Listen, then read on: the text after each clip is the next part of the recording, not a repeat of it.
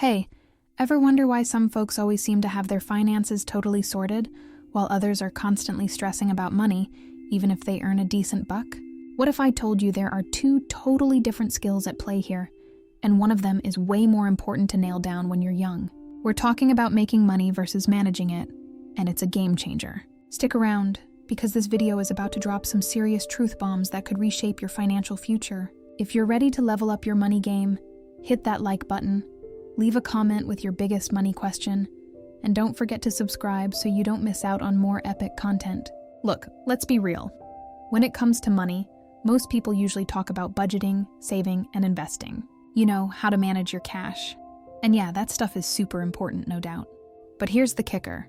There are actually two totally different superpowers when it comes to money, and mixing them up can seriously mess with your financial journey.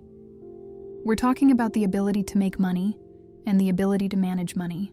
They're like two separate skills in a video game. Mastering one doesn't automatically mean you're a pro at the other. You'll find folks who are absolute wizards at earning a ton, but their bank account looks like a battlefield because they're terrible at managing it. On the flip side, some people are super disciplined with their savings, but their income is so low that even their best budgeting efforts feel like trying to catch water with a sieve. Understanding this fundamental difference is the absolute first step towards financial freedom, and it sets the stage for why young people need to rethink their priorities. Now, imagine you're in your early 20s or early 30s. You've got energy, you've got time, mostly, and you've got fewer massive responsibilities than you might later in life.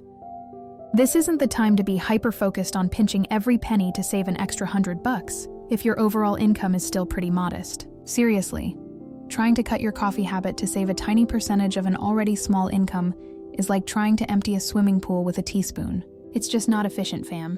Your prime years, especially in that 20s to early 30s bracket, should be all about boosting your earning capacity. Think about it. An extra $500 per month in income will make a far bigger difference to your overall financial health than saving an extra $50 a month from extreme budgeting. This is the period to lay down the financial groundwork, to build a sturdy ladder, not just try to climb a rickety one with missing rungs. It's about playing the long game and recognizing where your efforts will yield the biggest returns. So, how do you actually boost that earning capacity? Simple. Invest in your neck up. This isn't about fancy stocks or crypto, though those can come later. It's about investing in yourself. Your brain, your skills, your knowledge, these are your most valuable assets, hands down. Think about picking up high-demand skills like digital marketing, learning to code, mastering public speaking, getting good at sales, or becoming a whiz with data analysis. These aren't just hobbies.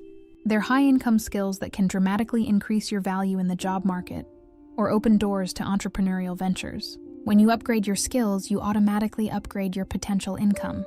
It's like leveling up your character in a game. The better your stats, the more powerful your attacks and the more opportunities you unlock. This kind of investment pays dividends for life, making you more adaptable, resilient, and most importantly, financially capable in an ever-changing world, okay? So while boosting your earning power is priority one, it doesn't mean you ignore money management completely. Once you start bringing in some decent cash, you'll need a solid system to keep it from just disappearing into the ether. That's where a simple, yet super effective money management rule like the 1-2-3-4 formula comes in handy. This isn't some super complicated financial jargon. It's a straightforward way to divide up your income and make sure every dollar has a job.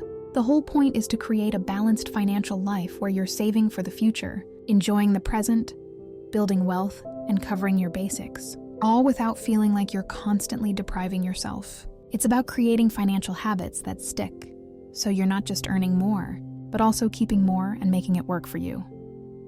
Let's break down the 1-2-3-4 formula a bit more, specifically focusing on the 10% and 40% chunks. First up, 10% of your income should immediately go towards your future. This is your long-term savings and investments, the money that's going to grow over time and give you a safety net, or fund your big dreams down the road, like retirement or buying a home. Think of it as paying your future self first. It's non-negotiable. Then, the biggest slice of the pie, 40%, is dedicated to your absolute needs. This covers your essential living expenses. Rent or mortgage, groceries, utilities, transportation, and other non-negotiable bills that keep a roof over your head and food on your table. Keeping this portion in check is crucial, Because if your needs eat up too much of your income, it leaves less room for everything else, making it harder to save or invest for a brighter future. Next, let's talk about the remaining slices. 20% for fun and 30% for building assets and freedom. The 20% for fun is super important for your mental well-being, believe it or not. This is your healing fund, your entertainment budget, money for going out with friends, enjoying hobbies, or treating yourself to something nice that brings you joy. Don't skip this part. Depriving yourself completely can lead to burnout and make sticking to a budget feel like a prison sentence. And then there's the powerful 30% that goes towards building assets and your financial freedom. This could be extra investments beyond your future fund, building up your emergency fund, or even buying cash flow generating assets. This is the chunk that truly propels you towards wealth and gives you options, creating a cushion that gives you peace of mind and the ability to make choices without financial stress looming over you. Now, how do you actually make sure that 10% for your future actually gets saved? Because let's be honest, it's easy to just forget or find reasons to spend it. There are 3 golden rules here. First, do it at the very beginning. When your paycheck hits, set up an automatic transfer immediately.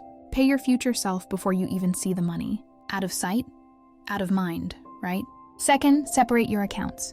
Don't mix your daily spending money with your savings and investment funds. Have dedicated accounts for your long-term goals. This prevents accidental spending and gives you a clear picture of your progress. Third, give your savings a purpose. Instead of just saving money, name your savings goals. Europe trip fund, down payment house, retirement freedom. Giving it a name makes it real and keeps you motivated, transforming abstract numbers into concrete dreams. All right, a heads up for those of you starting to climb the income ladder. Watch out for the danger zone. Typically when your income is somewhere in the 10 to 50 million range.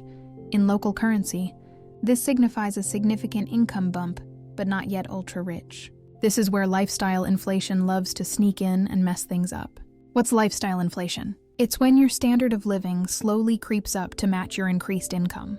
You start earning more, so you start spending more on fancier coffees, eating out more often, buying trendier clothes, or upgrading your gadgets without even realizing it. Suddenly, your needs expand, and even though you're making more money, you feel just as broke as before. This insidious trap can completely negate all your hard work in boosting your income, leaving you stuck on a financial treadmill even as your earnings grow. And speaking of traps, let's talk about the biggest one, debt. Seriously, try to avoid debt like it's the plague, especially consumer debt. If you want something, aim to buy it with cash. This might sound old school, but it's a golden rule for financial stability. If you can't afford to buy it outright with the money you have right now, it probably means you don't truly need it, or at least you don't need it yet. This mindset forces you to save, to delay gratification, and to evaluate your purchases more carefully. Borrowing money, especially for things that depreciate quickly, is like paying a tax on your future self. It ties up your income, limits your flexibility, and can become a massive burden that prevents you from investing in your future or building real wealth. Cash is king for a reason. It gives you freedom and control. So, here's the ultimate takeaway for all you young guns out there. Your main mission right now isn't just about cutting expenses to the bone. While good money management is important, your top priority should be supercharging your capacity to earn more money. Invest in yourself, pick up those high-value skills, and make yourself indispensable. As you build that earning power, then start implementing smart money habits like the 1-2-3-4 formula, consistently stashing away funds for your future, and relentlessly staying away from debt.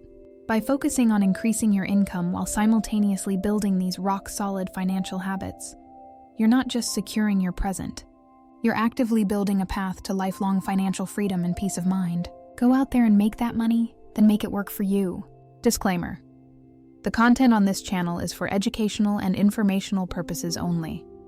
It should not be considered financial, investment, or legal advice. Always do your own research or consult a licensed financial advisor before making any financial decisions. The creator is not responsible for any losses or damages resulting from the use of this information.